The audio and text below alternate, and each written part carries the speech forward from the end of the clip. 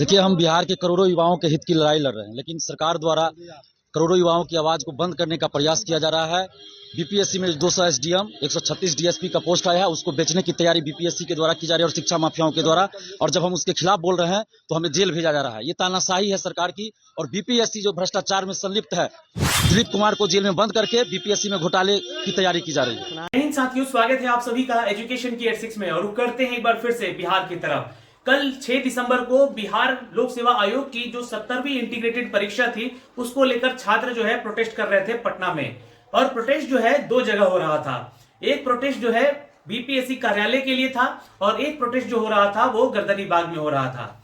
BPSC कार्यालय में जिन लोगों को बुलाया गया था प्रोटेस्ट के लिए, वो एक प्रोटेस्ट नहीं था, वो अपनी मांग को रखने के लिए बीपीएससी कार्यालय जाना था, वहां पे अपनी बातों को रखना था। सिर्फ छात्र वहां पे गए, छात्र नेता भी साथ में थे, लेकिन वहां पे बर्बरता से उनके ऊपर लाठीचार्ज कर दिया गया। दूसरा जो स्थल था वो गर्दनी बाग पटना, जहां पर धरना स्थल है, वहां पे छात्र लाखों की तादाद में पहुंचे।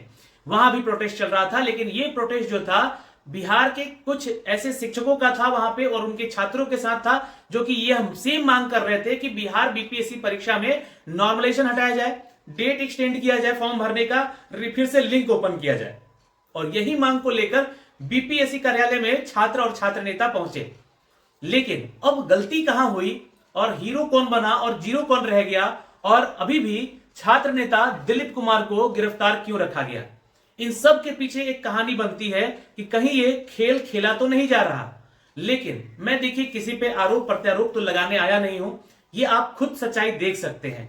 आप खुद बिहार पुलिस के ऑफिशियल ट्विटर हैंडल पे जाकर चीजें चेक कर सकते हैं कि वहां पर उनके बारे में, जो कि कल के हीरो थे, उनके बारे में क्या लिखा गया है।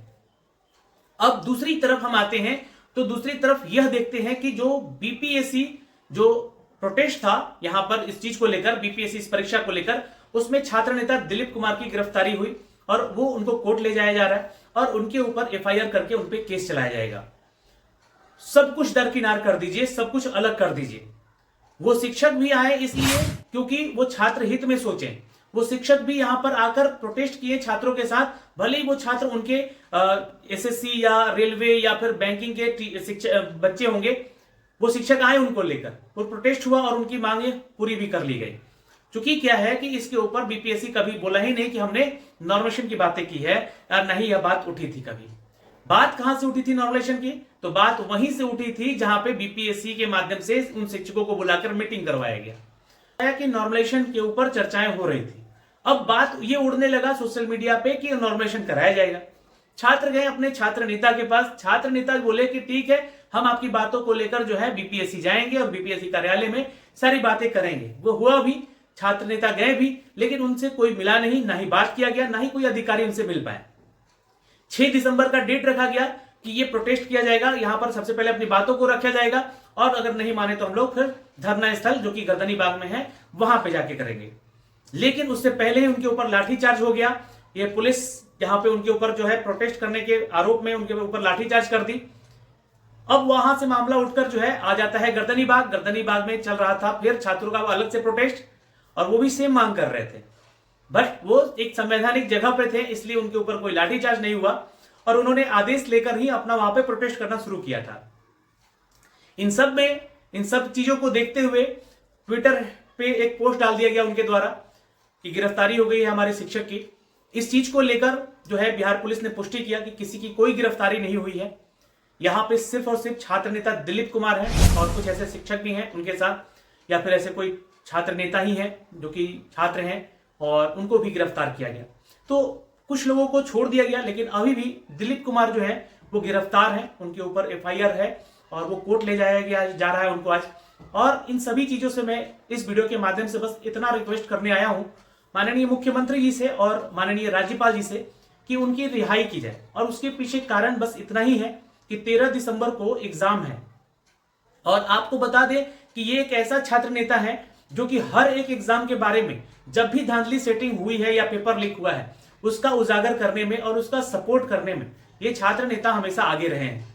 अब यहां पे मैं अगर बात करूं 65वीं, 67वीं, 68वीं या फिर मैं सीधे 59वीं से लेकर जो अभी तक की परीक्षा है पूरे एक दशक की बात कर लूं, तो बीपीएससी के माध्यम से या बिहार में कोई भी परीक्षा को लेकर धांधली सेटिंग या पेपर लीक का मामला सामने आया है तो ये छात्र नेता खड़ा होकर छात्र हित में बात किया है और वो बिल्कुल सच्चाई के ऊपर आगे बढ़ा है। इन सभी चीजों को देखते हुए इनके ऊपर कई आरोप लगाए गए, इनको मारने का कोशिश किया गया इनके ऊपर, जैसा कि ये खुद बताते हैं कि इनको जान से भी मारने का कोशिश किया जाता है।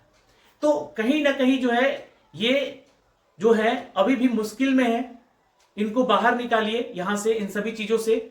और 13 दिसंबर अगर एग्जाम फाइनल है इस परीक्षा को लेकर तो इनको बाहर रहना जरूरी है। इसलिए इनकी रिहाई को लेकर, इनको गिरफ्तार जो किया गया, इनको रिहाई को लेकर इस वीडियो के माध्यम से रिक्वेस्ट करते हैं।